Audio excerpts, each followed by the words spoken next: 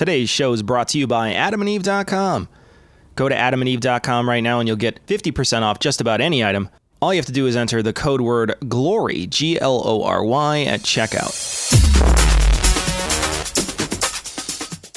Be advised that this show is not for children, the faint of heart, or the easily offended. The explicit tag is there for a reason.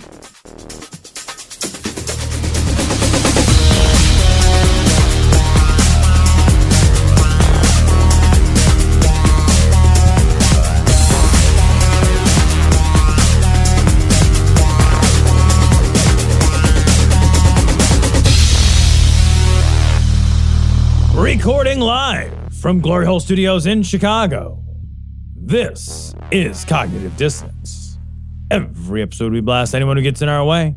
We bring critical thinking, skepticism, and irreverence to any topic that makes the news, makes it big, or makes us mad. It's skeptical, it's political, and there is no welcome mat. This is episode 510 of Cognitive Dissonance. And we are proud to be recording this episode actually from Kansas City, Kansas, home of the Chiefs. Go Super Bowl number XMZYR2D2, or whatever fucking number it's at. Kansas City, Kansas. Kansas City, Kansas. Kansas City, Kansas. Go Chiefs. It is a place. It in is. his defense, it is a place. He did get the fact that there is a Kansas City, right? It's just not in the right state. That is a bummer. Yeah, that's okay, swing and a miss on that one. He deleted that, which is interesting because isn't this presidential communication? Isn't it against the law for him to delete tweets? I thought they had some sort of bullshit thing where they're like, you can't do that. I know that it doesn't matter if he deletes it because it gets entered into the presidential record. And so we will go down in history with a presidential record that includes hamburgers, Feces, and the Kansas City Chiefs making their way from Kansas, all the way from Kansas to Missouri to play the game. Look, you know, one of them may have a fucking house in Kansas. Who knows? How do we know? They're not far from one another. Yeah. And they both have a Kansas City. Admittedly, it's confusing when you have dementia. So. You know, you might want to get that right. But the thing is, like, 100%. Let me full fucking confession. I had no idea which Kansas City the Chiefs were from, right? Yeah. But I did know that there were two Kansas cities.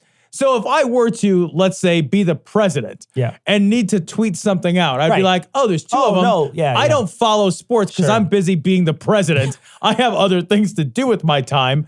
So, and I would Google it. Yeah. Because I'm not a goddamn moron. The thing is, he doesn't know there's two Kansas cities. That's a problem. There are only three possible options. One, he's a fucking idiot and he just thought the wrong thing. Two, he did not know there were two Kansas cities. Or three, he did know and just figured, fuck it, I'll wing it. Admittedly, very recently, I thought we went to Kansas and we didn't. So I really can't say much about the president because I know we went to Missouri and I thought they were the same place. Because they essentially are. I do want to talk though, if we have a few minutes, and I know we're going to have the Scathing guys on later in the program. The citation needed crew will be all together. What? To do a vulgarity for charity, but we'll be joined later on by Andrew and Thomas of the Opening Arguments podcast. They're all going to be here talking, doing some roasts. So, and they're here the whole time. So they're roasting the entire time. So it's going to be a great time. You're going to want to check it out. That's later on in the program. But I do want to talk for a few seconds about the halftime show. Yep. So now, I know you're not a sports ball guy. You don't like the Super Bowl. I get it. It's no worries. Yeah. But I'm familiar with the controversy. I enjoyed the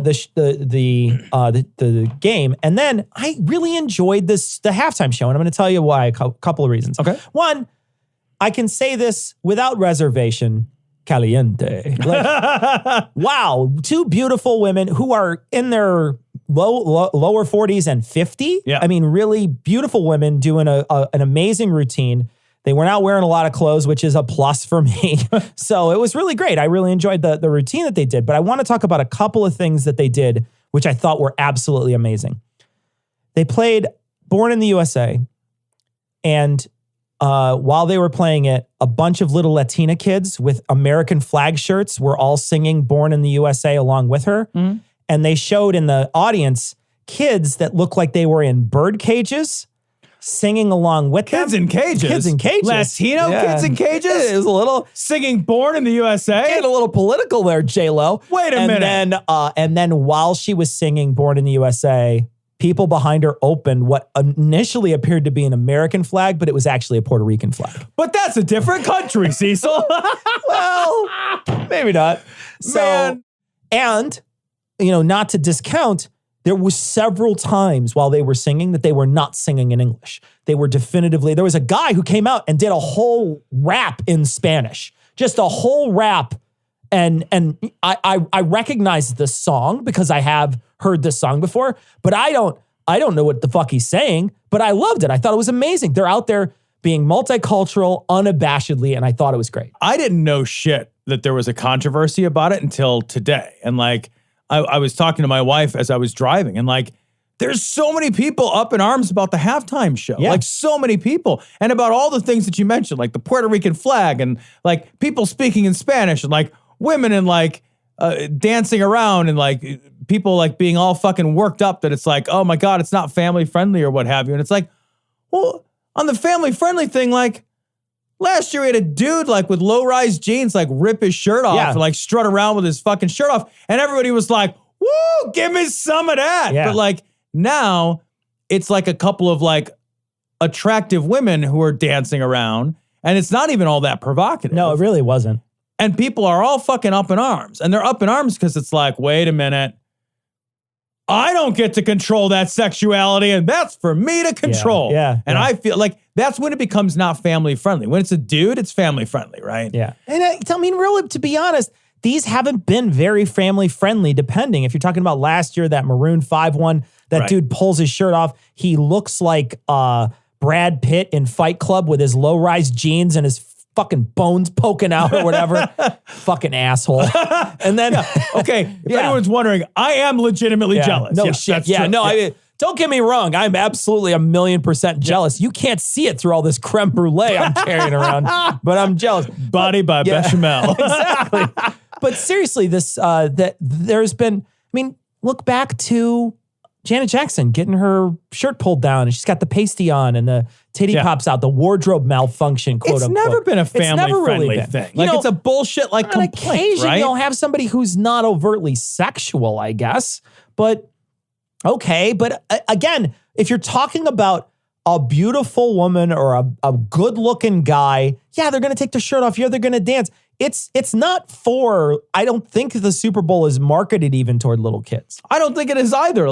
I'm just saying it's a bullshit controversy. It's drummed up by pearl-clutching fucking weirdos. They're mad about who it. are I want to see ads for beer. I don't want to see people dancing around looking sexy. Watch the Puppy Bowl, man. Right. Turn it on. Just flip it. Flip it during it's going to be a half an hour. Right. It's going to be a half an hour start to finish. You're just going to have to deal with it. Watch the goddamn Puppy Bowl and clutch your pearls in private. A stupid witch who answers back must burn until her bones are black. No.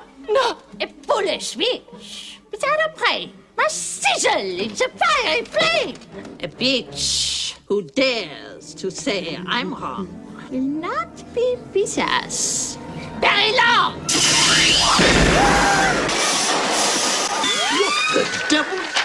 All right, so this story comes from the Friendly Atheist blog over at Pathos. Christian TV host Hillary Clinton may have murdered Kobe Bryant with witchcraft. Oh. This is amazing. It's actually Christopher McDonald's show. Real quick before you start, Christopher McDonald is wearing a black sweatshirt thing against a nearly black backdrop. Yeah. So he actually looks like a floating head. So does the other guy. The other guy even very much looks like a floating head. It looks like one of those really badly CGI'd movies that you see where there's a floating head coming at. That's exactly what it looks like. Chris McDonald looks like a Heaven's Gate advertisement. Absolutely does. That's what he looks I was like. just thinking that because he's wearing a jumper. Right. If he's wearing those specific Nikes, I wouldn't be surprised. He's got a quarter in his pocket or whatever they had to have. 50 cents. Pay the ferryman or whatever. Some weird ass. Do you even know who Kobe Bryant is? Yeah, Kobe Bryant was a basketball player that died recently in a helicopter crash. He did. And he was a very good basketball player, and his kid died with him. His kid died with him as well. I know that. Yeah, okay. I just was curious I if have you even knew. no idea what team. I want to say Ohio. No. Is not the answer. That's not the answer. But it was What's the Ohio team that you would name? the one. What's the Ohio? No, we got to know. Now we got to know. What's the Ohio team that would be in Ohio? If you were going to have an Ohio basketball team, Tom, what would it be? What do you think it would be? Now, I would just pick a city. Just pick a city. Desperately right now. Pick a city. Okay, the Cleveland Cleavers. It's the Cleveland Cavaliers. I have no idea. I have no idea at all. What about? Let's do this for a second. Now that we're in it, I'm going to give you a couple. Okay. What about Indiana? And that's it. That's a whole state. So Indiana. The Hoosiers? No, the Pacers. I thought Let's see if we can get one. We're going to see if we can get one. We're going to see if we get one. Okay. Very popular one. Golden State. Those are the Warriors. You got it. I don't know why I know that. Golden State Warriors. Probably because you heard it a bunch. If they won a championship, you heard it a bunch. All right. All right. How about... Yeah, this is a fun game. Let's see. How about the Miami team? Oh. It's not the Dolphins. It is. The Dolphins are football. Okay, so you did get one. You're close. I'm like trying to think of but a football time is oblong and a basketball is round. In my head, I'm like, this is. Here's what's It's like my favorite. I'm like, here's what my head's doing.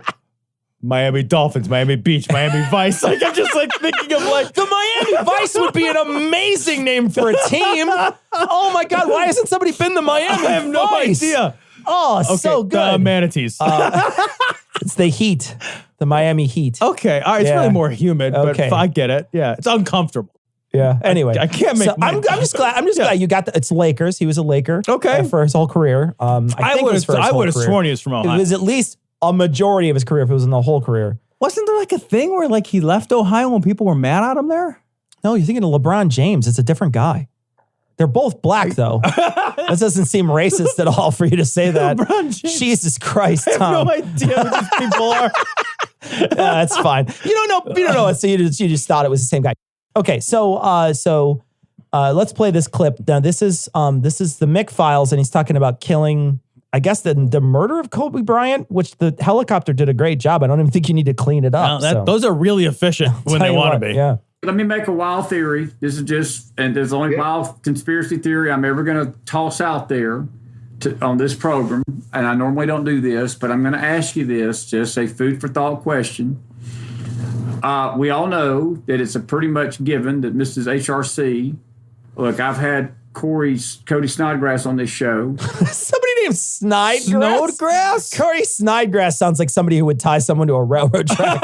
Are you kidding me? It's a well-known fact that I had somebody nobody ever fucking heard of on this show to spout off of the fucking mouth a bunch of gibberish bullshit. And that's going to establish our next set of facts. He's got a trench coat on and a fedora pulled down really low. He laughs like this, like... His mustache twirl is fucking beyond. Twisting his mustachio, and he's got a girl tied to the tracks. He hates Damn you, moose. Snodgrass! That's told me story. He's told me stuff off camera that would make people's hair curl about Hillary Rodham Clinton. Well, why wouldn't he say it on camera? Oh, libel. That's why. I love the idea. It's like, well, I once talked to somebody who lied about something, so now that's the truth. What the fuck? Hey, Christopher McDonald has a flying unicorn that he keeps in his ass. And it's like a unicorn Pegasus. It's a unicorn. Oh. It's an anal unicorn Pegasus that is pegging him. Man, that's like a double rainbow. I'm gonna cry. Like, just saying stuff doesn't make stuff more true. Oh man. So we may have told this story on the air. I don't know if we did or not. But you and I went to college with a guy who said he was the heir to a meat packing fortune. And he wanted us to drop him off a block away from his house because he was in Secret Service. He was in witness protection. Yeah, he was in witness protection. That's what he said. I almost fucking killed him. He never said anything that was true. No. He was the most, like, he would tell these crazy, outlandish stories where you're just like, there's no way that happened. Why are you saying that? Yeah, Guy, you got to drop me off here. I'm in witness protection. I was like, but why did anyone ever pick him up?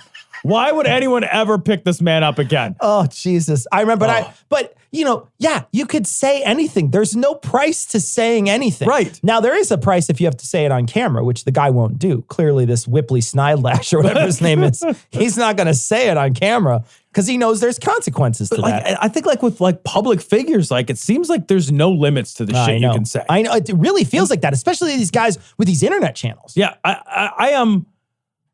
I am distressed. Like there is no recourse to the insanity. Like I get freedom of speech. I'm a proponent of freedom of speech, but at some point, like you can't just make up crazy, wild, outlandish bullshit without ever having to answer for your claims, especially if they're factual claims. I should be held accountable, or you should have some mechanism. But if you're a public figure, it's just like, oh, well, you know, I mean, fuck you, you're public. Well, and that's it. You can, I genuinely think you can say Rush Limbaugh has cancer because it's true. Found out today that Rush Limbaugh has advanced lung cancer. But then you can't say, at least you shouldn't be able to say, and you should probably get prosecuted or taken to court if you say Rush Limbaugh fucks kids. Right. The problem is these guys get away with all the time. Hillary Rodham Clinton eats kids. Hillary Rodham Clinton fucks kids. Hillary Rodham Clinton sleeps with kids in her bed and she touches them inappropriately. And, you know, I mean, they say this all the time and they get away with it. There's no recourse whatsoever. And I don't know if it's that Hillary realizes that there's only 35 people that listen to the Mick files. Right. So because Right Wing Watch is probably amplifying their brand in a huge way. But the fact is she thinks I'm just going to call more attention to it if I sue a guy who has nothing. Yeah. And I'm going to call more attention to the fact that people think I fuck kids. Yeah, I don't think you're wrong about that, but I'm not sure. Like, it doesn't seem like public figures have any significant recourse. They don't, I mean, like, because like, think about the crazy shit you used to see on the fucking Inquirer and stuff. I know. Me too. Ole Damagard agrees. I've had people that don't even follow this stuff tell me that she's a witch. People have told me that you told me Nancy Pelosi's a witch. Can a witch, Corey, cast a spell on something like this? Can a witch catch a spell so witchy she can't witch it? How much witch could a witch if a witch could witch? Could a witch cast a spell at witch? Death and not be, and I'm just throwing that out. I don't know anything about this stuff. You do. Is that possible? That something, if she wanted to get rid of Kobe, and I'm not, please, Right Wing Watch, don't be putting me and Corey or saying this. This is just a food for thought question. Do you think Hillary would be able to do it if she wanted to do it? Okay, no, they never get to his answer. What were you going to say, Tom? Why in the world would Hillary Rodham Clinton want to kill Kobe Bryant? What in the world? How in the world are they connected? Well, and what are you talking about? Do you think that you would have a better target?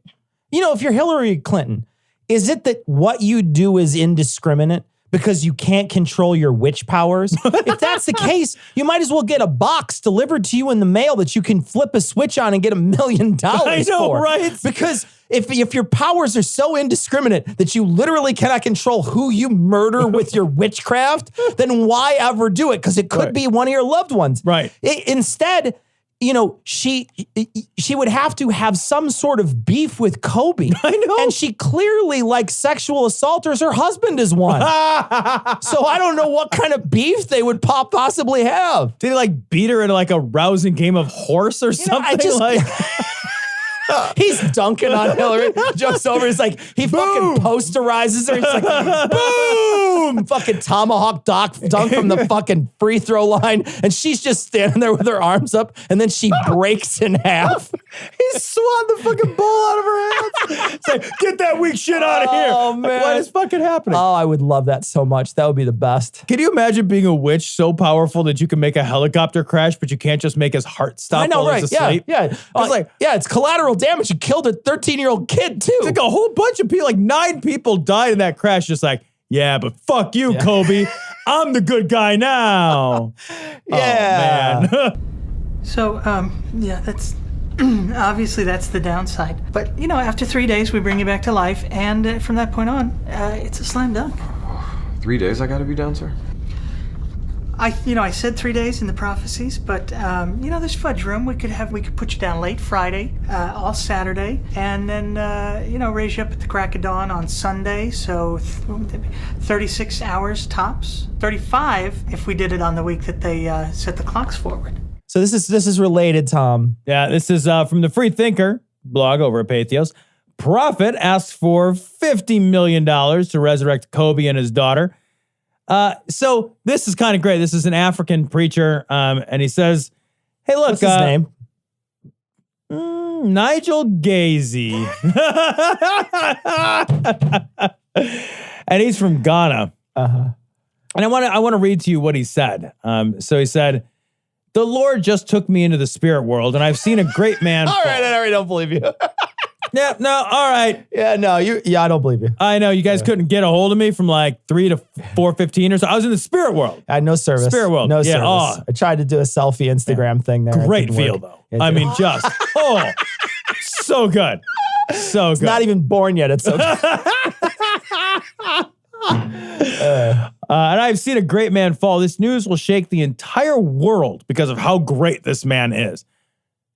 Okay. All right. I mean, I did get a text alert on my phone, I guess. Same thing. I got a text alert. It's like, Kobe Bryant's dead. And then I had dinner. And then he had to Google Kobe Bryant. Didn't even bother. The name sounded vaguely sportsy. And I was like, whatever. Sports people die. Yeah, everybody dies. Everybody It's dies. Like, whatever. Like, there's not going to be a text when I die. I want there to be. I want there to be a text alert when I go. Amazing. I want to You could pay extra for a text alert. Oh, that'd be awesome. I'm going to do that. All I want is to live a life notorious enough that somebody gets a text alert when I die. And not like you. You know what I mean? I just want him to get an Amber Alert when I die. I know there's going to be one of those silver alerts. I'll just be all confused driving around in circles. Just fuck. I see a lot of people on social media talking about the man for weeks to come, and I see a lot of sad faces. America will mourn this great man. The Lord then instructed me to announce to the family of this man, the American embassy in Ghana and the entire world, that he, the Lord, has not sanctioned the death of this man. So he died like against God's will? No, he just didn't fill out the paperwork in triplicate. Okay. Yeah, see, that's where you go wrong every time. Yeah, and then you got to go to the waiting room and Beetlejuice is there and and shrink sprinkle some on your head. I've seen that movie. It's a documentary. So God said to the preacher, Nigel, tell the family of this man and tell the entire world, should they agree to pay my tithes and offerings, I will use you as a vessel to bring this man and his daughter back to life. Okay. All right. I'm starting to get a little suspicious. I don't know about you, but I'm starting to get a little suspicious. The man is worth $500 million. And should the family agree to give 10% of his income to me, I will bring back them $50 million then. Yeah. That's not bad. I happen to be the convenient money spending vessel. Yeah.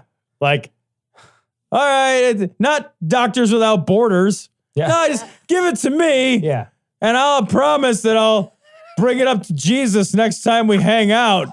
I'm like, oh man, you know what? It's so funny, Jesus. I have this like enormous briefcase full of money for you to use in heaven. Yeah.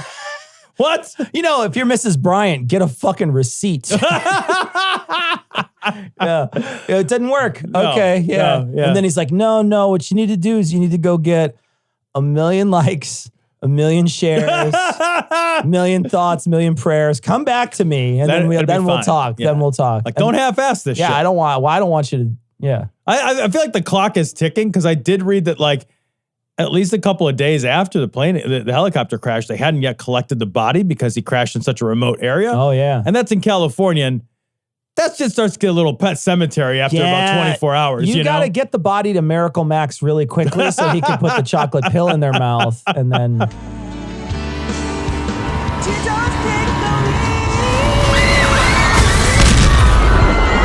This story I thought was fucking fake, man. This is from The Independent. I totally thought it was fake too, but I also thought it was old because I thought I remember hearing about this back in the day, but it's not old. It's got some disturbing details. Week? Yeah. Religious woman drove into oncoming traffic to test her faith. Her faith. So this is a fucked up story. So this woman's driving along and she's praying for a few hours while she's driving along. And then she's like, I'm going to test my faith and drive through the next car that I see. She sees a car And it's just not like Jesus take the wheel and she crashed. No. She purposely drove head on into another car to test her faith. And like when the cops showed up, she was not terribly injured. Some other people were injured, but it sounds like everybody's going to be okay. Yeah. But like when the cops showed up, she was like unapologetic about the whole thing. She's like, yeah, did it to test my faith. And if people in the other car were injured, well, no big, God would take care of them if that happened. Just a callous, horrifying disregard for other people. Driving under the influence in this case, but this is the influence of Jesus is dangerous. We talk about the Jesus take the wheel. There was somebody in the past who's done that. And that's what I thought this story was, another version of that. But you're right. She tries to drive her car like fucking I Dream of Jeannie style through another car. Like I read this, I'm like, do you think you're driving a ghost car? Yeah. Like you're just gonna like pass through them like you're on the fucking Harry Potter night bus? Unbelievable. What the fuck? Well, and you hope that they treat this in the courts as if it were sort of attempted homicide. Yeah. I really hope that they go out of their way to make sure that they try this crime as a serious crime and not as a hand wave. Oh, well, she was just doing something religious and we can always forgive religious people. Because that's what happens in this country all the time, more often than not. To their credit, like the judge denied her bail, saying that she was a danger to the public because she's a goddamn danger to the public. Is. She purposely drove her car head on into another car. Yeah. I don't think like playing chicken is part of like, although God made Abraham do it. Yeah, it's true. You know? I think God, it's funny because I remember talking to a priest once and him trying to tell me that his God is not Loki. He doesn't try to play tricks on you. He doesn't try to do that stuff. That's not my God, he said. And I never pushed him on it because I don't care. Right. But my thought was, yeah, he fucking is. Yeah. Fuck you. Fucking yes, he is. Your God is Loki. Your God is trying to trick you. Your God clearly faked some shit to make us all think that he's not real so that we go to hell. So he tricks us into going to hell because we won't believe in him in blind faith. Get the fuck out of here. Your God is fucking Loki if that's the case. Your God is a little worse, like, because there's no like fun to it. Yeah, there's it's not fun. Yeah, mischief has a connotation of it being somewhat fun. No, this is just shitty. At some point with mischief, you're in on the joke too. Yeah. But like, tell that to Job. Yeah, right. Like, yeah, he's I'm covered in boils and everyone I love is dead. Well, tell that to Abraham. Oh, I know. Fucking had to almost kill his son. Right. Scientists claim to have found traces of gold in the urine of an indigenous cow breed. Samples show that there are 10 to 30 milligrams of gold in a litre of urine. Seems too good to be true, but it's no moot point. Fuck it. This is from the India Times. Coronavirus. While China looks for a cure, Hindu Mahasabha says cow urine cures the disease. Don't go here if you want to see the photo. That's so disgusting. It is unpleasant. God damn, that's nasty. That looks like bush light. That's what that looks like. No, she's shaved. That cow is shaved. Doesn't even look like a corona. So here, she is shaved. So this is what he said, just so that there's no misinterpretation, right? Right. Consuming cow urine and cow dung will stop the effect of infectious coronavirus. A person who chants Om Namah Shivaya and applies cow dung on the body will be saved.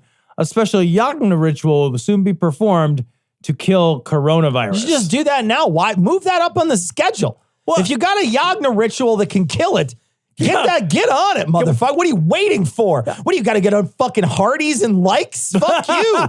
Yeah, can we do that before lunch of cow dung? Exactly. Do it before I have to fucking chug this fucking half-liter cow piss. What the fuck is wrong with you? I like too that, like, okay, you can drink some piss and eat some poop. Okay. Do you have other options? You can put the poop on your body and sing a song. I'll put the poop on my body and sing a song. Like, poop on the body and sing a song, whatever song you want me to sing. I'm a little teapot, whatever the fuck you need me to do. Yeah, no kidding. I'm not consuming it. Could you imagine doing shooters of fucking cow piss? Get the fuck out of here. God, I would rather die from coronavirus than drink shooters of cow piss and then die from coronavirus. And it's 900 gallons of water to clean the juice. Yeah, it's like it's at least 900 gallons of water to clean one juice. I always marveled at the fact at how much money people spend on those things. And then you say, well, can't you just buy a thing of carrot juice at the store? And they'll say, well, that's not the same thing. It wasn't freshly juiced. And you have to wonder, what happens? Is it like float up, the good stuff just floats away in the air? You can't capture it. There's no way to capture it, because I'm sure they have better safeguards than just an open glass under a spout. That's what you're doing. I know. Yeah. I love, juicing has always struck me as like, what? It's only 50 times the calories and none of the fiber? Exactly. When I get to do the work myself and clean up? Oh, what a great deal. It's literally all the drawbacks of everything. It's none of, like, people are like, you get all the good stuff. It's like, you don't get all the good stuff. Fiber is some of the good stuff. Yeah, fiber is and very you don't good. need all those calories. Yeah. It's like nobody needs, because the thing is, like, people aren't juicing primarily vegetable matter. Because that's fucking disgusting, right? They're not like, I had a glass of kale today. No, nobody does that. Yeah. Instead, they're like, I put like 6 apples in here and like an orange and 2 bananas and then like one carrot. piece of spinach and a carrot. Yeah. And you're like, all right. Yeah. So that's just sugar. You're just pure drinking sugar bombs. Yeah, yeah. And it's funny because the way you describe it is perfect. Even if you did fucking juice an entire glass of kale, it's still not as good as eating a kale. Right. It's still not as good because the whole component makes sense. You're eating it, you're getting all those nutrients. It's not like you're adding, the juicer isn't adding nutrients somehow. It's not like you infuse the juicer with nutrients and then it shits nutrients out into your juice. If only my body were equipped with something to crush and crush and crush to like masticate. Yeah, wait a minute. Exactly. I have a mouth for that. Yeah. Well, you know, what's interesting is it's also, like I was saying, it's one of those things and you have to be incredibly privileged to do it. But when that's sort of the thing we go to. That's the go-to thing. One of the go-to things in the States they'll talk about as a sort of a cure-all for lots of different things. Yeah. And you were saying here, you just juice a different part of the cow because you can juice a cow, right? And you get a white substance out of it, but instead you want to juice. Cecil. No, there's a white substance that comes out of a cow too, Tom. You've been pulling on the wrong cow. That's the thing. Wrong or right? I don't know. The cow liked it. The cow had big ass horns too. I make a lot of friends with cows. Big horns on that cow. Anyway, you just juice it from a different area. You gotta stand in a different zone. One udder. I always thought it was weird. Just one udder. You just flick that thing and it just starts going. But you lift the tail up and then you use it like a pump, like an old timey water pump. You just move the tail up and down. You gotta prime it for a while first. But that's their go-to is, it's also the go-to here in the States is rub a little dirt on it. There it's drink a little piss on it. Drink a little cow urine on it. Well, they have magic animals. That's true. That is true. The thing is, like, they have magic animals.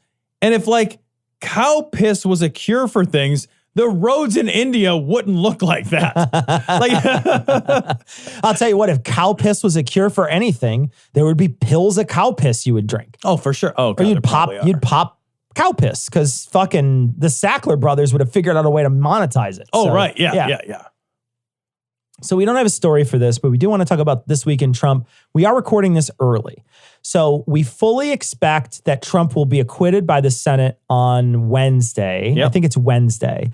They have already done some of the closing arguments. Last week after we recorded, they said, we're not going to see any witnesses. There was some swingers that did vote.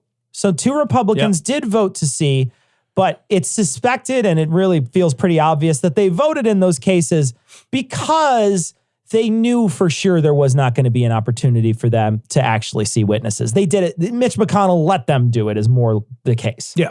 They waited until they already had the secure knowledge that there were 51 votes against. Yeah. And then they're like, yeah, all right. Yeah. Add my name to the pile of, hey, I'm on your side, guys. Yeah. Reason and transparency, just so long as it's politically convenient.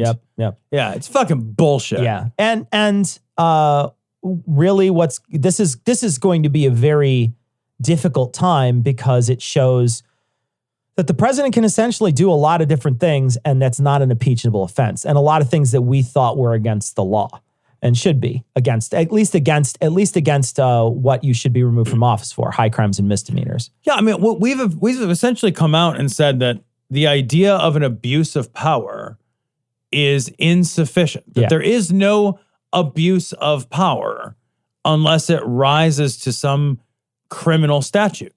And that really was one of the central arguments, is like, look, he didn't commit a crime in the criminal statute sense. And it's like, well, he's not getting fucking thrown in jail. That's not the standard that's written into the Constitution. Yeah. Like, he's not on trial for a crime. This is not a criminal trial. As if he lost, he wasn't going to go to jail. If he lost, he's just going to not be president anymore. Yeah. So, like, we get to decide.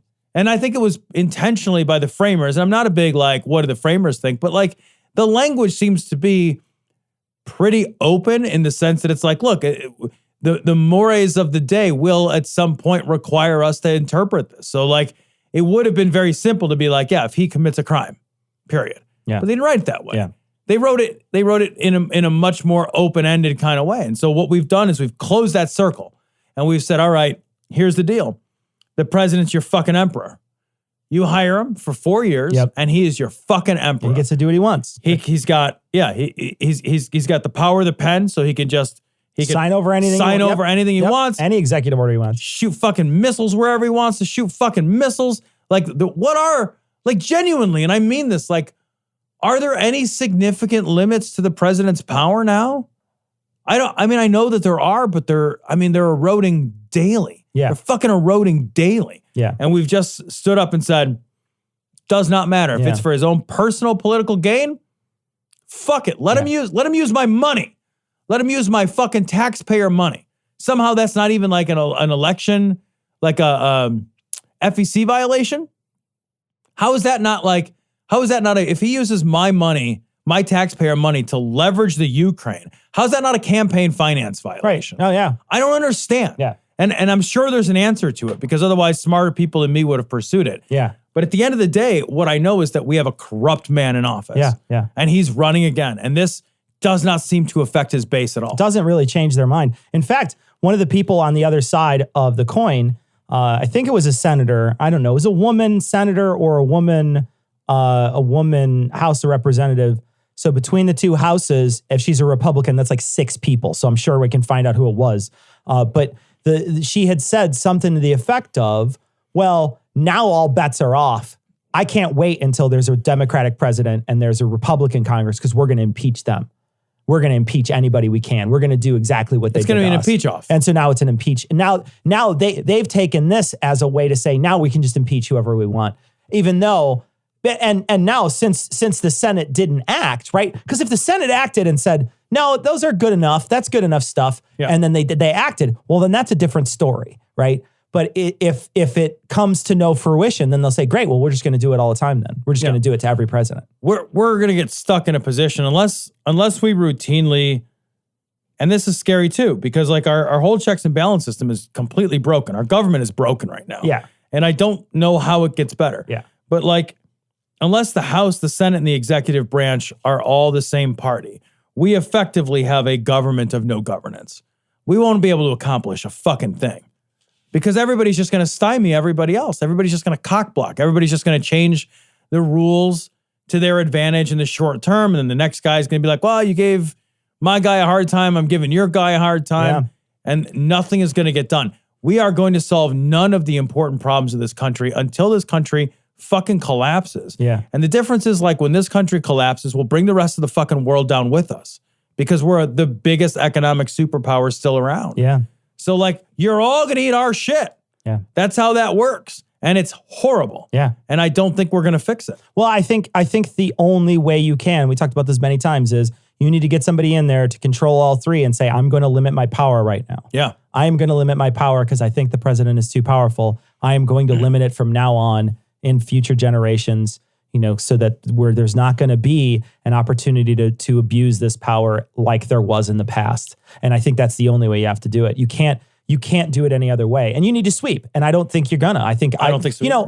You got to get out there and vote. And I know that there's a lot of people that are still energized. And they're going to be energized by this too. You say that the other side's going to be energized because of this, but not his base is going to be energized too. They're going to be pissed about this. And they're going to be pissed for a long time about this. And I do not think that there is a person out there on the Democratic side that's left that is not going to eat Trump's lunch when it comes to the debates, because I think they're way smarter than he is, and I think he's showing some serious decline in the last 4 years. I don't think he's as smart or as at least as witty as he once was. Yeah, maybe I think he's genuinely degenerating. It's pretty obvious when you hear him talk. He feels very different than when he was on the campaign trail. So he can't talk to that debate crowd like he does his rallies. Those rallies are a different animal. And he's been practicing rallies for 3 years. Yeah. And he's been keeping up the rallies and doing the rallies and doing the rallies. But that's a different audience. He can't come out and try to swing that at a debate stage unless it's at Fox News. I imagine they're going to just laugh at him and boo him off. And so he'll look like an idiot. Now, don't get me wrong. The idiots that he's screaming out to out in the audience that are watching the debates, the 6 of them that have television reception, he's gonna, but he already had his base. He doesn't need to convince anybody. I think what he's gonna do is convince anybody that's a fence sitter that he's dangerous. And they're gonna point out all the points that he's dangerous. I hope you're right, man. I think that's what's gonna happen. Now, don't get me wrong. That doesn't mean that you win without a lot of work. And I think that what people need to do, because when we record, we're recording this Monday. It's probably going to be acquitted on Wednesday. Everybody's going to have the big sads for a couple of days. But I'm telling you right now, what you need to do on, this is going to be releasing on Monday, the following week. What you need to do is, if you have money, donate money to a candidate.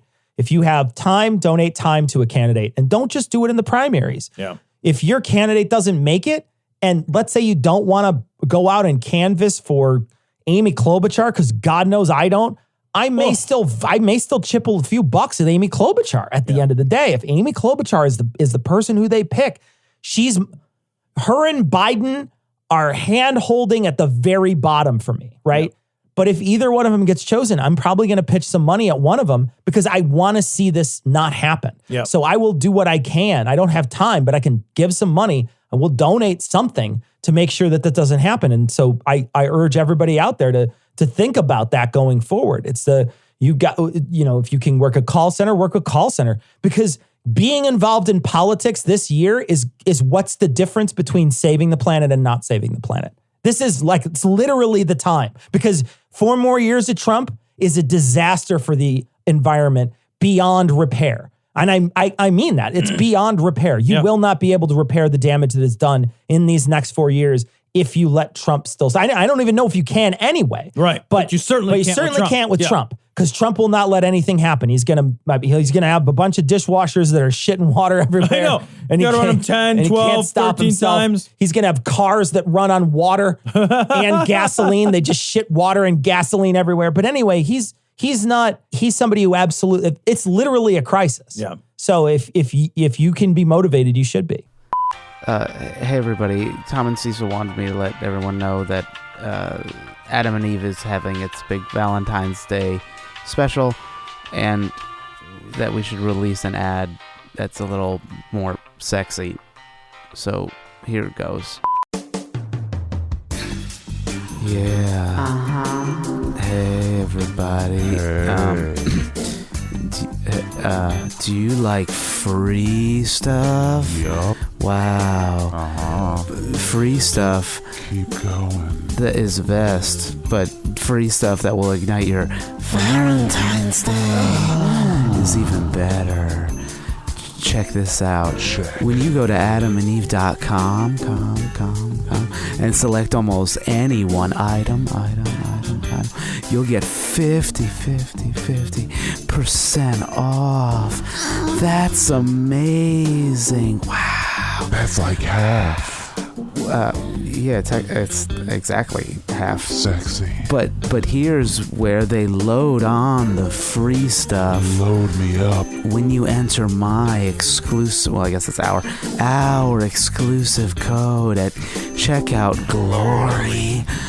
Not only do you get 50% off the one item, you'll also get 10 tantalizing free items. That's almost a dozen.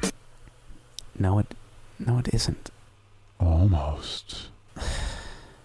first, for your viewing pleasure, 6 free movies. Wow.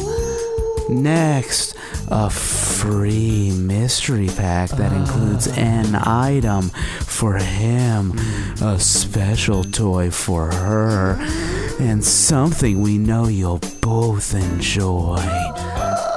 Plus, free shipping. Ooh. Saving is very important in this economy. And also sexy. Damn right. Now that's a lot. Now that's a lot of free Valentine's stuff, huh? So head on over to adamandeve.com and be sure to use offer code GLORY. Again, that's GLORY. GLORY. Use the code. Because without it, there will be no free Valentine's stuff. And you know you want to get stuffed. Like a mushroom. That's glory at adamandeve.com. Ooh. Use code GLORY. Thanks.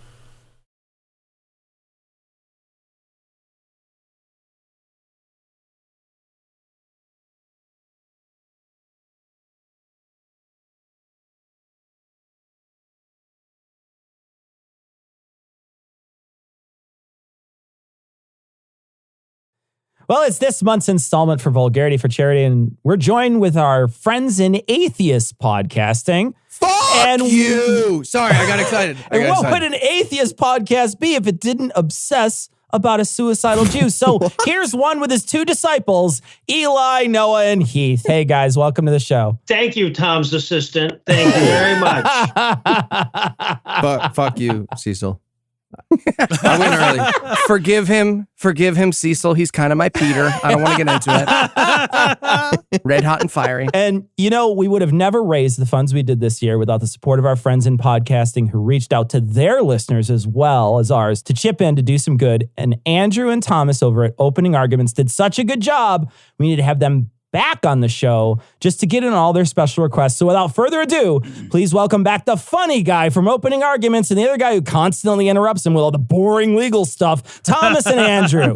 Thanks for coming by. Wait, holy shit. Have you guys been sitting there this whole show? Are you kidding? I have 2 kids under 3. That's the most, that intro is the most sleep I've gotten in months.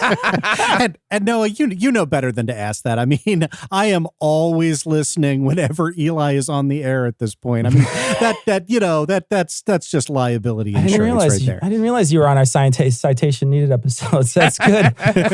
And now I don't have to edit out the N words. That's good. Okay. Anyway, Thomas and Andrew, not only did we save the special requests your generous listeners sent in for your second appearance, we also saved all the podcast drama because, damn it, if you guys aren't coming down with us. So are you guys ready? I mean, this will be my first experience with bitchiness and podcasting, but I'll have to see if I can. I can't believe we'd have an armature like him on the show. Damn it, Tom took my armature joke. Okay, first up, Waiting for Wrath donated $100 for us to roast their show. Have at it. I greatly appreciate that the Waiting for Wrath podcast decided that they were going to donate $20 for every host on the show and $50 for every listener to the show. Jesus. I'm kidding, guys. Look, I'm just happy that there's a podcast out there that is filling that important void of white atheists who drink beer. Thank you. That's super important niche, guys. Yeah, next they're going to grow beards and really stand out. Right? No shit. No, I like Waiting for Wrath. They really fit their namesake. I mean, they're less of a podcast and more waiting for downvotes on Reddit. It's good. It really fits them. All right, another round for Andrew. Ann and Richard want a roast of Dr. Stephen Novella, and Sam would like a roast of Robert Evans from Behind the Bastards podcast. Oh, well, Ann and Richard, Thank you for supporting Vulgarity for Charity. I'm kind of surprised you didn't ask us to roast the state of Kentucky or Tennessee or whatever shithole you guys live in. Sorry. No, I'm distracted. Steve Novella. Okay. Steve Novella looks like Mike Pence got a hold of the duplicating machine from Multiplicity, and I do not mean that he is the first copy. Okay. Oh, shit. And I'm going to pass on Robert Evans because he won't return my fucking email. So, Thomas? Well, I'll take Robert Evans. I don't know this guy, but just looking at his Twitter pic, I can tell you he 100% has made home videos of himself playing with some sort of sword. That's fine. Shit, I forgot Cecil is here, which is awesome. Am I right, guys? No, it's which fucking is fine. Totally fucking radical. So my point is I don't great. even have a roast because this guy's just too fucking rad, is what I meant to say. So pass. All right. Swords are cool. Fuck you, Thomas. Well done. Okay. Let's not let them have all the fun, though. Eli, Brian would like a roast of Joe Rogan. Heath, Lori would like a roast of the Dollop. And Noah, Bryce Blakenagel would like a roast of Brandon Ham. Bradenham. Sorry, Bradenham. Oh, Brian, thank you so much. Let's see. Joe Rogan looks like a Stretch Armstrong filled with racist marbles. A lot of people forget that Joe Rogan was the host of Fear Factor. Spoiler alert, the answer was trans people. But hey, Joe is not all bad. I can now definitively say I know who my least favorite Bernie Sanders supporter is. So that's good, right? He's found the floor. Yeah, so I don't really get that. I don't listen to your show. It's not a very good show. I'm not sure why anyone wants to hear white dudes try to make jokes about history topics that they don't really know about. Seems dumb. Also, you guys look like you're about to open for David Smalley at a Yuck Yucks in Nevada. So. Right on, Heath. The Dollop's just two dudes laughing at each other's jokes. Yeah. Boring. Whatever. Boring. No. All right, so I got the one you haven't heard of. So you know how Bryce Blankenagel is the only person on his Naked Mormonism show, but you still kind of think of him as the co-host? Yes. I mean, all the humans in the world except Bryce still seems like a sidekick. Well, so mean. Well, Braden Ham is Bryce's sidekick. Right? He's like the cube root of all this. He's so amazing. Profoundly unmemorable that he has to include a middle initial before his mom knows who's calling. He's so forgettable. I can't even finish this roast because I've already forgotten who the fuck I'm talking about. That's amazing. All right. Now, luckily for you, we didn't just bring you on to destroy your business relationships. Several people requested you set your sights on friends and foes alike. Quite a few people wanted a roast of Devin Nunes in a variety of forms. Eli, you're first up. Lady Silent would like you to roast Devin Nunes as Devin Nunes cow. Oh, well, hello there. I'm Devin Nunez's cow, and boy, am I glad to have my lawyer present when I say the only thing Devin Nunez has ever grown was more and more ridiculous. The only thing he's ever reaped was his just desserts, and he looks like the kind of guy that could sue Twitter for $250 million while calling other people snowflakes.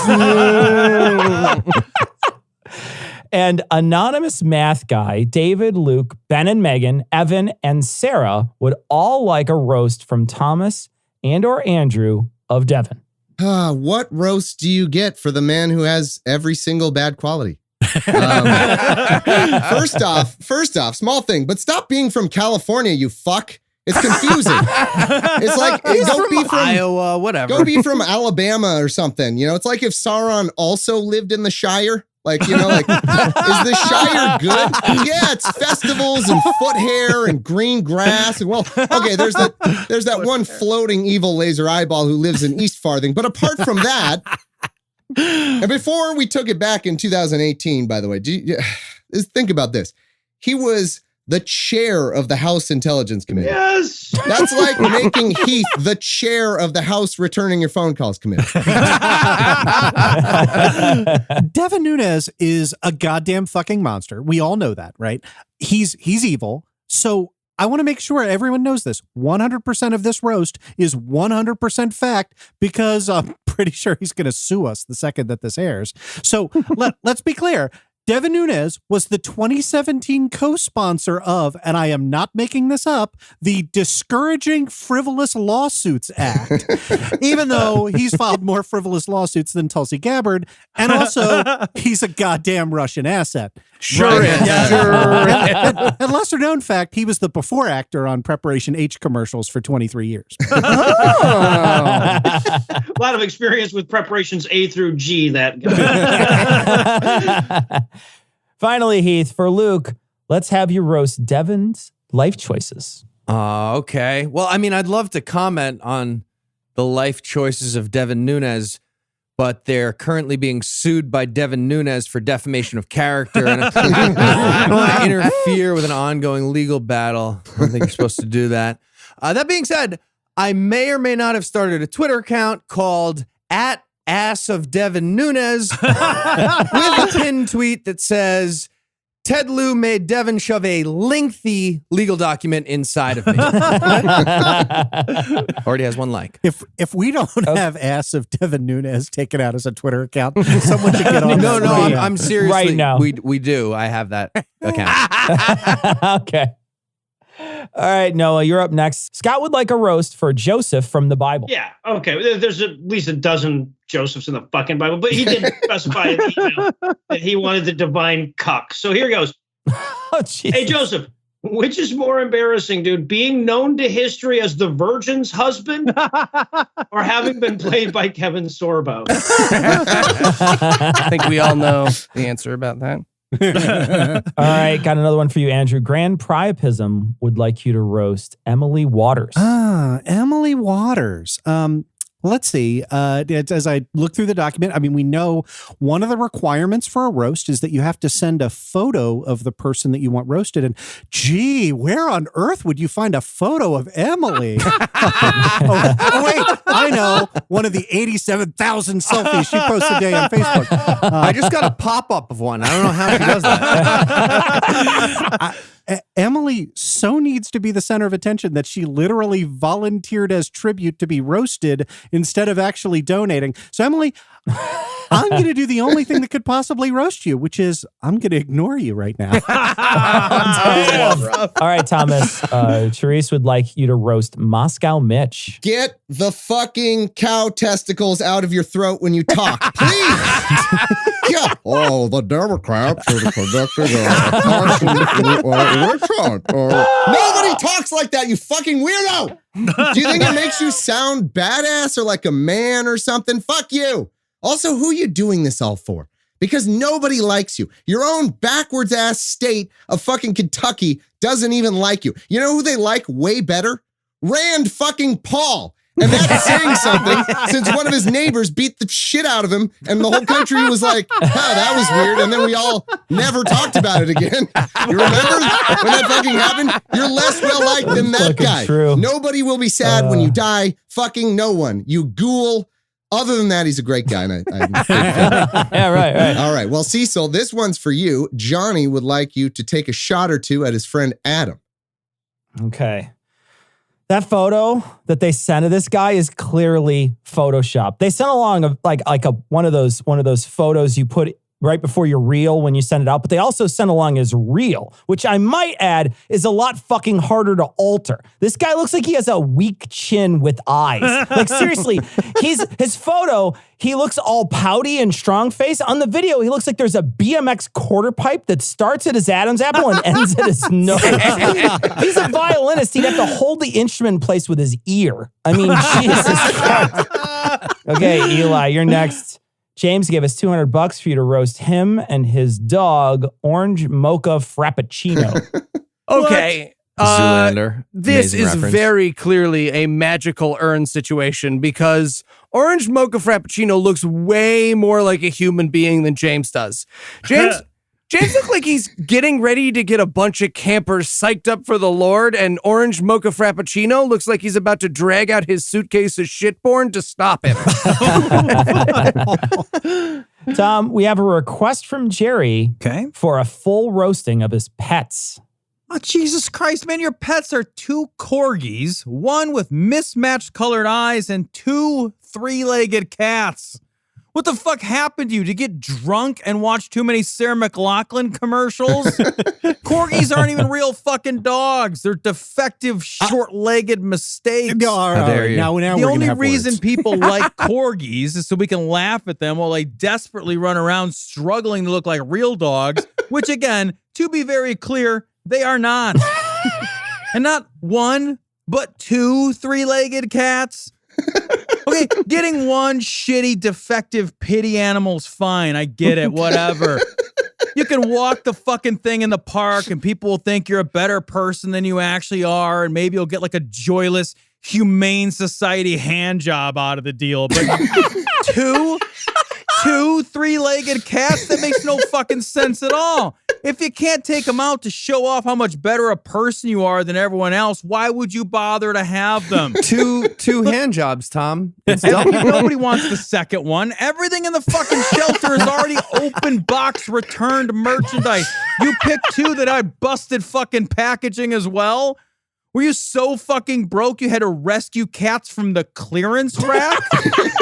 Look, if you're going to rescue something pathetic, maybe adopt a 3-legged baby. Then you'd get my goddamn attention. Until then, fucking meh. Okay. All right.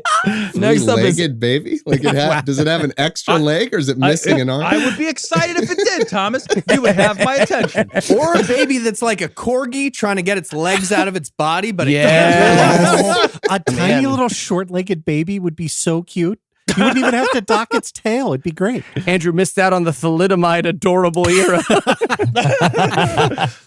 Okay, next up is Andrew. Bree would like you to roast their parents. Oh, gosh. All right, listen up.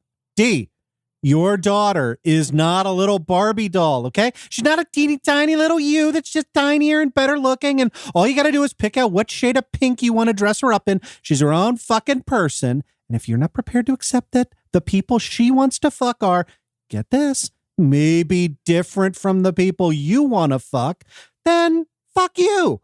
You're not a mom. You're an overgrown 8-year-old who doesn't deserve a baby feels so real, let alone a daughter like Brie, okay? And Chris, fuckface, your daughter is supposed to have other interests. On the rare occasion when you're nattering on about your half-orc illusionist where you rolled the natural 18 and she doesn't run screaming from the room, you're supposed to thank your lucky stars, okay? Not imagine that's the only thing you ever get to talk to her about for the rest of her goddamn life, and while she's off looking up page 237 of the goddamn monster manual, okay? Seriously, people, parenting isn't that fucking hard. Thomas can do it, okay? Stop fucking it up so badly. I think we've yet to see if that's true, but Thomas, Heather, and Grand Priapism would like a roast for Teresa Gomez. Apparently Teresa is just obsessed with this podcast called Opening Arguments. What kind of dork shit is that, Teresa? Get a life, nerd. What's it called? I don't know. I already forgot after I said it the first time. That's all I got. I love Teresa. She's just the best. I don't know. I can't help it. Hi, Teresa. Okay, Heath, Janine would like a roast for the one and only Kid Rock. Fuck you. Fuck Kid Rock. God damn it. Yeah. Kid Rock, you're the Drew Carey of music. Fucking gross. That's the meanest thing You that's saw ever been Ted said. Nugent and you were like, yeah, that's great, but you know what's getting in the way of his political message? A tiny amount of musical talent. I can fix that. Also, why do you always look like you couldn't decide on just one disguise right before you left your house? Every time you leave, you're like, Groucho Marx, Sam Spade, Film Noir, Taylor Hanson. I can't decide. All of them. I'm doing all of them. Just pick a fucking costume and die. Yeah, preferably the latter. Eli, an anonymous donor, would like you to roast their friend Luke. Oh, Luke. Luke is a surfer, which means he looks like Russell Crowe went method for his role in Master and Commander and never came back. He looks like the center of his vision board is not losing limbo because of his boner. Every year. All right, Cecil, got one for you now. Steve would like a roast for his uncle, Todd. I am actually impressed. I've never seen anyone actually try to sculpt the Packers G in facial hair on their face. This guy succeeded. It's like a lifestyle choice for you. He's also got like that suns out, guns out shirt on. But like a lot of his shitty physiology, they just happen to be airsoft guns. All right, another one for you, Andrew. An anonymous donor would like you to roast Judge Judy. Oh, outrageous. fuck that. Amazing. Oh, Yeah. Outrageous. This is not going to be funny. I'm sorry. Seriously. Judge Judy represents the very worst about American society, right? The idea that idiots Anti-Semitic. want to watch somebody with a modicum of authority. By the way, even if it's completely fake, made-up TV authority, lord that over the poor schmucks who come scraping and bowing and You know what the justice system doesn't need? It doesn't need more sarcasm. So fuck you, Judge Judy. Or It more needs Jews. Ken Starr saying that we have too many impeachments these days. Can I sidebar that for 11 minutes? Anyway. Thomas, Cataract Bumble Snatch. That's a great name. What the fuck? Would like you to roast your top patron, Conrad Michaels. And Thomas, please roast him good. We could use a single citation needed listener, let me tell you. Cool. First, I have to roast all around best, most helpful, amazing personal friend, Teresa Gomez. And now I have to roast the far and away top financial supporter of my show. This is a fun. Thanks, guys. You really have my back around here. This is a good, positive business relationship. First off, this is a little bit like roasting Kaiser Soze. Like I don't fucking know. All anyone has is a name. Like we don't really know who he is, if he's real. I guess if we have his money. Not just You know name. what's not hard? Roasting Kevin Spacey. I'm just saying. No. I meant the real, like the myth of Kaiser Soze. I almost went with Moriarty, but I had the same problem. Whereas eventually there is a Moriarty, but like in the beginning of the movie. Anyway, valuable addition aside, I will say he certainly could get a lot more bang for his buck. Like that's maybe a thing to make fun of about him. Like, you want me to hawk a product or anything? Because God knows I will. You know, like he hasn't even asked me for a hand job or anything. I mean, I'm not saying I would, but I would like to be asked. I mean, believe me. So I'll give you 2. Maybe the guy with the cats can give him his extra one. I guess that's like know how to get more out of what I don't know. I got nothing. He's Kaiser Soze. Nobody knows who he is. Okay. I mean, I am not a good roaster, but that's all I got. Don't worry, I'll fix it in post. Okay, Noah. This one's for you. Sean gave us $100 for a roast of his cats, Misty and Sanchez. Right. Okay. So I have pictures of the cats, but I don't know which one is which. Right. So, okay. The big fluffy one is cute as all hell, and the other one is normal looking, which is a dick thing to do to your friends. Okay. Because like everybody sees the big fluffy one and they go, oh my God, that cat is so gorgeous. And then they see the other one and they realize they have to say something about it too, or they seem like a dick. So I'm not going to roast the dumb looking one because just having such an adorable sibling is bad enough. But I guarantee that you can't even get through the phrase, oh, she's so majestic, before that fluffy one misses the ledge with one of her front feet and goes face first into the window. All right, Tom. Ian would like a roast for himself and his lovely wife, Jael. Okay. All right. Ian, you didn't send me any information about either of you. I can only assume then that's because you can't think of anything to say, which really, Ian, that's everything to say, right? You know how when you meet someone and then later when you try to think back to what they contributed at dinner and the conversation, you realize you can't remember a single fucking thing that they said. Like, you know, they were perfectly pleasant and everything, but at the end of the night, if they weren't even there at all, literally nothing about your day would have changed. And then you realize that that's just who that person is. They are perfectly, pointlessly pleasant. They are a satisfactory handshake of a person. They are distinguished only by their lack of a single goddamn distinguishing feature. They are a collection of banalities sewn into the shape of a stifled yawn. You want a roast for you and your wife, but come on, Ian, there's no meat on the bone, no heat for the fire. Just go back to doing what you've always done, what you were born to do. Just hum elevator music and eat white bread and die as you lived without making a goddamn fuss. Okay. All right. Well done. All right, gents. It's time for another Spightening Round. Category is, oh, brother, these shitty siblings deserve scorching syllables like only you can deliver. That's terrible, Eli. Why do you write this? And it's been a lot of them. And I know you've done a lot, Eli. You've done a lot. Thank you. He's used that excuse a lot too, though. Yeah, Let's be fair. admittedly. I feel like he's done a lot of good ones, Yeah. and now he's Sure. pulling out the crappy ones here. And with donors this generous, I'm going to continue. It's obvious that a mistake was made at the hospitals. And so for this Spightening Round, I'd like you to tell me what it was, human or non-human, that spawned these schmucks. Big thanks to Gordon, Travis, Kwana Lee, Steve, John, Mike, and Daniel. I'm going to start off with Corey. It looks like Mitch McConnell smashed Bad Luck Brian. Just fucking filibustered a load all over him. And somehow your brother just emerged from that baby batter fully formed. And I know that's not how it works, but with enough bad luck, anything is possible, as evidenced by both Mitch and your brother. All right, Travis's brother, Mark. Eli, go for it. All right. Well, from the picture, it's pretty obvious that Travis's brother, Mark, is actually a big mouth bass experiment gone terribly awry. Like they sold out of the singing fish by June. They tried to make one male fuck doll, killed everyone involved in the project. Like Nicolas Cage did in Face Off, and Mark is the only evidence of their horrible, horrible crimes. Next up is Dan. All right, well, I love this because one of the pictures Joe sent us has Dan holding a box of cheesy bacon fries from McDonald's, which is super useful because he looks like the child of cheesy and bacon. but also that's like the not an child insult. of Ronald McDonald's purple sidekick Grimace, and the person that I imagine is in that Grimace suit. A couple of different ways. Next up is Will. Okay, there's no way Will is Daniel's brother. Because when you put a neck beard and a pair of gluten-free organic Warby Parker glasses in a Petri dish, the odds against spontaneous generation of twins are astronomical. There's no way. Next up, Jim. Oh, God. Fucking Jim.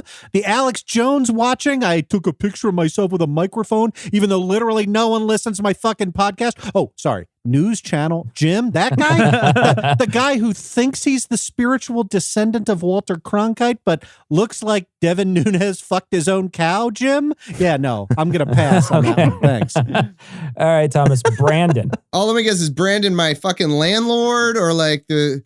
You know, like my mom or something? What do we got? Is this the second highest OA patron? Is that who Brandon is? No, just kidding. I'll tell you who Brandon is. Brandon is an asshole brother. Brandon is the worst. Apparently he's a homophobic, racist bigot. You can just say Republicans. Fine. You didn't have to talk about it. Who I just found out who has been calling his kids ages 9, 6, and 4 Democrats if they whine, misbehave, or annoy him. That's who we're talking about here. Wow. Well, sorry, this is the Spightening Round, so I'll just say this. Your oldest kid is 9. Well, enjoy another 1.5 years of being the intellectual superior one in these arguments. Have fun with that. About 18 months of having the upper hand brain-wise, and then they'll probably grow up and never talk to you again. All right. That sounds accurate. Tom, a different Andrew. All right. Different Andrew. Thank Andrew looks like the product of incest porn that somehow only has one actor. Like, if the Amish could asexually reproduce, but still somehow had to fuck themselves to do it, that would be Andrew. Like, Andrew looks like every part of him is desperately trying to escape being Andrew. Like, his whole being at the cellular fucking level is desperate not to have to assemble itself again into Andrew. His DNA's rejecting himself like a transplant. That was great. In fact, I enjoyed that so much. Let's do another one. For this next set of brother fuckers, I'd like to know what the fuck went wrong with these assholes. Big thanks to Julie, Mike, Lisa, Brandon, Jordan, Shelby, and Anton. First up, Jeffrey. All right. Yeah. Okay. This is a guy who says the moon landing is a hoax because every time he's ever claimed to have done something significant, it was a lie. So why would NASA be any different? And I hate to tell you this, Julie, but he is not your brother. right? Your parents were covering up for the fact that they moved into a house that was haunted by Republican Casper. And if you don't believe me, Julie, that means you have to believe that a human being could be that pale while still alive. Alaska is no fucking excuse for that. All right, I'm going to take Michael. This kid looks like a young Chael Sonnen with cauliflower face. I mean, it's hard to tell what happened to you, but I think somehow Pablo Picasso redrew you at some point. Like, your eyes are clearly at different orientations and somehow perspectives. It's like half your face is experiencing 3 extra G's. It's crazy. Next up, Kevin. Attacking my father. Oh, Lisa Marie, thank you so much for giving the least talented comic on here the easiest target. Kevin was obviously abducted as a baby and replaced with a conehead. I mean, look, most of our roasties like to consume mass quantities, but he's the only one returning his kids' Christmas presents to do so. Jesus Christ. Next up, Heath, do RJ. Fuck you, RJ. Seriously? Nothing went wrong with you. You're an asshole. You're just pretty. You look like a eugenics poster that's way too effective. You're like, you're somehow the V-neck t-shirt model that every single one of my ex-girlfriends ended up with minutes after we broke up. It seems impossible. You're that guy every time. And you're like a professor and you're polite and you have money and you're like good at whatever the fuck we're playing. Fuck you. The only negative thing that ever happened in your life was losing to Rocky at the end of Rocky 4. All right. Eli, Shelby's brother Wyatt. Oh, well, it is obvious from her letter that Shelby adores Wyatt. This is a love roast for sure, but from the looks of it, Shelby took all the skills in the family. Wyatt looks like he uses auto-aim bots when he plays Stardew Valley. Wyatt's such a noob, he managed to be the only person to lose Yoshi's Woolly World. But Wyatt, not all is lost. I'm told if you ask Shelby real nice, she'll show you how to get good, as the kids say, starting with Candy Crush. Okay, Thomas, Dan. Well, Mike got his brother Dan a roast for Christmas, and I just want to apologize. It's from me. That really is a shit gift. I'm like the Kirkland signature version of the roast. They definitely were trying to save a few bucks on this one. But I do see here that Dan is really into building and riding electric bikes. What's next? Build a set of weights that lift themselves while you stand behind it? The point of a bike is to get some exercise, Dan. If you want something that takes you places while you sit comfortably expending no effort, you're thinking of a car. That's what you're thinking of. It's a car. All right, Tom, Marcel is next. I looked at Marcel and I'm thinking, wait, what in the world went right with Marcel? Marcel is a guy who teaches acting because he wants so much to be literally anyone else. He's reading, auditioning, staring at himself in the mirror, and he's acting because if he's pretending to be someone else, anyone else, then Marcel can, for a few brief moments, pretend he isn't Marcel. That he isn't going to go to bed and lay his head on his pillow again tonight, wondering why he has to feel so much nothing. Why he can only feel real when he's play acting. And even as he wonders this, he knows the answer is because he is hollow inside. He is an unwritten script. He is a character with no plot. He is directionless, an extra in his own life. A man who knows he doesn't matter even to himself, and he would weep for this. But no matter how much his shoulders shake, his eyes remain dry because he isn't even worth the effort of his own despair. All right, Andrew. Eric would like a roast for his sister-in-law's husband, George. Oh, Judge George. Yeah, Judge George was put here on this earth to refute the notion that Englishmen are suave, debonair, and wear under 42 waist slacks. Sorry, got it. Wait, my mistake. He's an Irish judge. Okay, I guess that got roasted itself. So. Racist. Exactly. Thomas, this one's for you. Matt would like you to roast his dog, Barley. Barley. You were so close to Barkley, which is an objectively way better dog name. Way better name. Way better. I see here in my Snarls dossier Barkley. that he loves squirrels and goose shit. And that left me wondering, why not geese and squirrel shit? I want to know. I mean, this is clearly from the file here. This is a very hipster dog. This is a spoiled hipster dog. And I just wonder, I was imagining, like, I'm sure the dog has a detailed explanation for why goose shit is just way better than squirrel shit. It's like, nah, man, squirrel shit has so many additives in it. You know how processed that is? My diet has me on goose shit. It's made a world of difference. I got to tell you. I just like knowing what's going into my body, you know? And for me, that's goose shit. That's what's going in there. You got to eat goose shit off of vinyl if you really want to get the experience. It's a warmer shit. Well, you want to do it before it was cool, yeah. Like 7 puns to that. Yeah. That was fantastic. Okay, Eli, Daniel would like you to roast Dolores Umbridge from the Harry Potter books. Ugh, mean-spirited, pedantic, evil witch who uses her power over children to hide her bigoted agenda under the guise of protecting them. Also, the character she wrote isn't very nice either. She's not a nice lady. All right. Jeez. All right. Noah, Michael gave us $220 for you to roast Delta Airlines. Fantastic Thank pick, you, Michael. I would love to roast them for you. I'm going to do that in just a second. It has been delayed until the next sentence, but I'm going to do it. So I know it's the next sentence now, but it's been delayed 2 more sentences.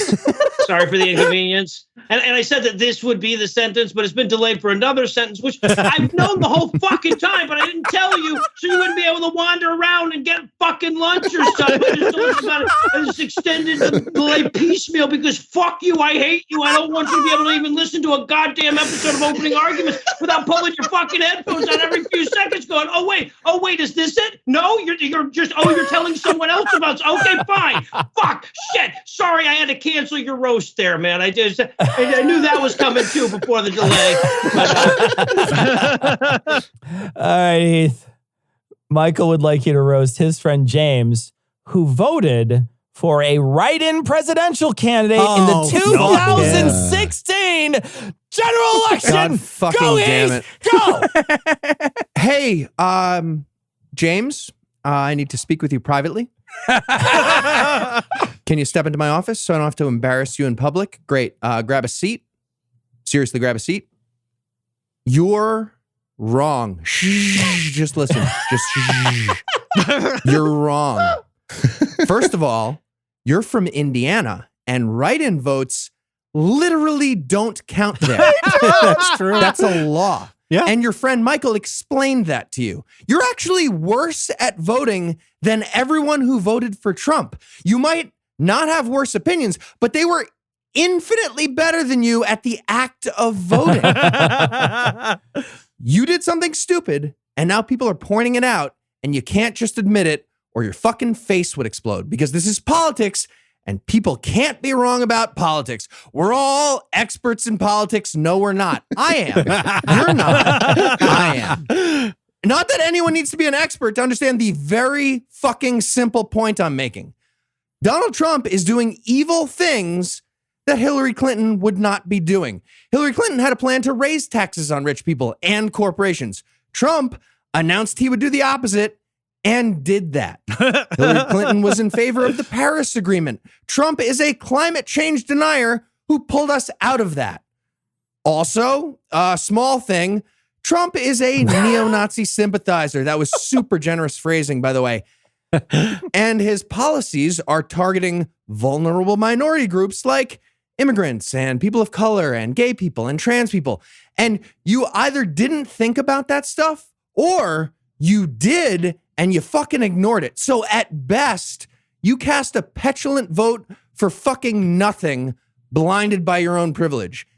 And now you have Heath, a member of exactly 0 minority groups, telling you that you're blinded by your privilege. That is not a good sign for you. Shh, shh, shh, shh. Don't argue. Don't argue. Shh, sit back down. Shh. Go sit in the corner quietly and think about what you did. Realize why you're wrong. We have to do this all again in November with idiots like you all over the fucking place, not just in Indiana, in like Pennsylvania and fucking Wisconsin. Florida. So you understand why I didn't do this in public? So you wouldn't embarrass you? By the way, if anybody, not whoever I was just yelling at, is feeling, angry right now, that's the rage of cognitive dissonance in your head. Because all I did was name objective facts. If you were presented by those just now and you got angry, you're wrong about something. Change your behavior. Okay, Noah, back to you. Ricky gave us $400 for you to roast people who give their cats vegan diets. Oh my God. It's a really popular thing. Right? What? Yeah, it's big. It's big in vegan communities. They're like, What? It's a cat. They're obligate carnivores. Okay. Is that good for cats? No. It literally tell us kills why them. it's not good. Tell us why it's not good. Noah. It kills. Okay, look. Oh, so best. It's not bad enough what you did to Eli. This poor motherfucker is condemned to shuffle through life eating nothing but textured soy protein and lavender couscous. Then goes to the doctor and asks why his shit's funny, like the gastric equivalent of looking for the sunglasses on the top of your head. You want to condemn a cat to Eli's life? I mean, set aside you're going to end up killing it with your stupidity. Even if cats could survive on a vegan diet, you'd be making them more Eli-like in their lives. Why would you fucking do that? I get that your moral objection reveals itself to be an unobtainable form of utopianism when you're forced to recognize the necessity of industrial meat production for the sake of your carnivorous pets, but that's the end of the sentence. Got a cat asking about the pH of his fucking Friskies. Go fuck yourself. Tom, Jacob would like a roast of his ex-wife, Angela. All right, no problem. Jacob, let me tell you something about Angela. Angela is afraid of your happiness, Jacob, and not because she doesn't want you to be happy. I don't think she cares about that. Angela's afraid that your joy, your happiness, it will do what joy and happiness tend to do. It will infect your daughter. It will force her to see what joy looks like. It will make her contend with that joy and will, by comparison, make Angela's misery seem all the bleaker. You are terrifying to Angela because you are the example of color set amidst a backdrop of gray, Jacob. You are the impossible to ignore truth that highlights that Angela is the architect of her own misery and her house is on fire. Angela is the villain in her own story that she will never vanquish. She will do everything in her power to keep this at bay. But Jacob, I want you to hear me. She has no power. Because no one wants what she's selling. Because misery has a bad sales pitch, Jacob. Because the soul of youth calls itself to joy and knows when it is being sold a bill of goods. Take heart, Jacob. Because Angela's influence is timed. It's finite. And she knows this. She knows that her misery will crush and flatten everything inside of her until she is alone, a two-dimensional shadow of squandered possibilities, estranged from happiness. She will feel joy as through a thick window, unable to connect with it or to feel it. And she knows this, Jacob, because it is true. And your daughter will know it too. And together you will fail to mourn her when she disappears because nothing will be lost. I figured out Tom is the James Spader character on The Office. Robert California. Okay, Thomas, I got another one for you. One of your Facebook admins here, Grand Priapism, again, would like you to roast Eric Brewer. I'm not a good enough roaster to roast Eric Brewer. I'm Come all out, on, guys. Thomas, he looks like Superman going through a bad divorce. You can do this. Sure. Eric's I mean, that's a good one. I best. don't really know what else to add to that. That's good. He looks like if Mad Men was about Don Draper's quest to replace his beard with pubes. Is that helpful? He looks like he's also never good. been introduced as anything but Uncle Eric and or why mommy locks the door at night. All right. I think you got him. That was a good job. Okay, Andrew, for our final roast evening, Matt gave us $500 for you to roast Thomas Smith. Oh, God, Thomas. Let's see. That bastard who's just 3 inches too tall, 20 pounds too light. It looks good in that stupid NASA t-shirt. I'm way too fucking charming. All right. I'm gonna take this seriously. Thomas is literally the reason I'm in podcasting, so I guess that's kind of an insult, right? No, I got. He is, without a doubt, he is a crazy cat lady. Hondo P. And also, he won't put his fucking notes in the shared speech doc. I got a roast for all you guys who put all your fucking notes in the speech doc. Then I have to try not to read them so that I can laugh, because I can't laugh at something that I'm reading as it's happening. Okay, sorry. Carry on. It's a good save for not laughing at any jokes tonight, Thomas. Thanks. Well, we've barely made it through half of the heaving masses who want more of opening arguments after dark. So, gents, we will see you again soon, whether you like it or not. Thank you guys for coming on. Do a full Thanks analysis. for coming on, everybody. How much I laughed. I'm going to go back through my file. No, yeah, let's listen to it. Can you amplify it for us? Like, go through and amplify every There's portion. no isotope filter for making you laugh.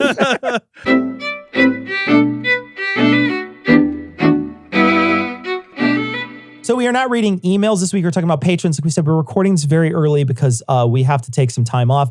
We're not live streaming. We didn't live stream this last week, but we will be live streaming this week, this Thursday, this upcoming Thursday. So please join us.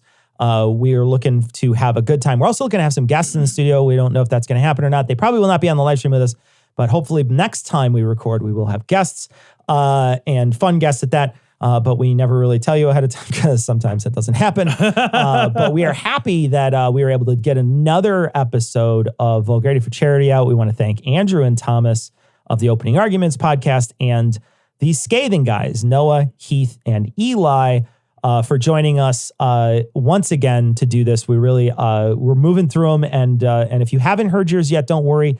I think they might have played one on Scathing last Thursday.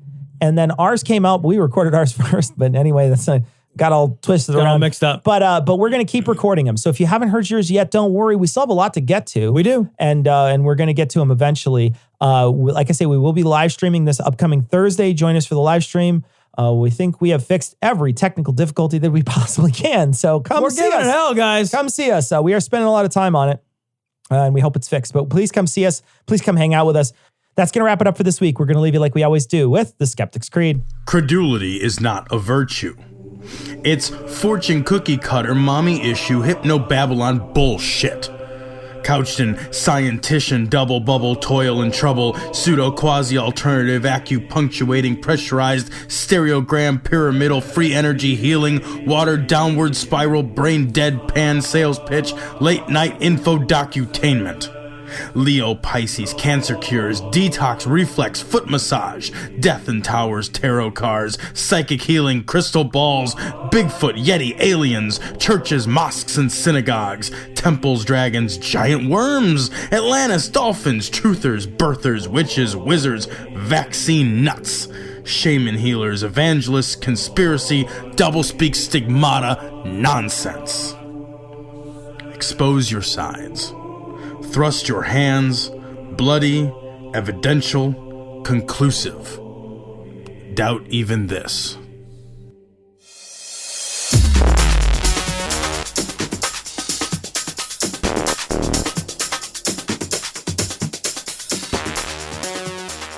The opinions and information provided on this podcast are intended for entertainment purposes only.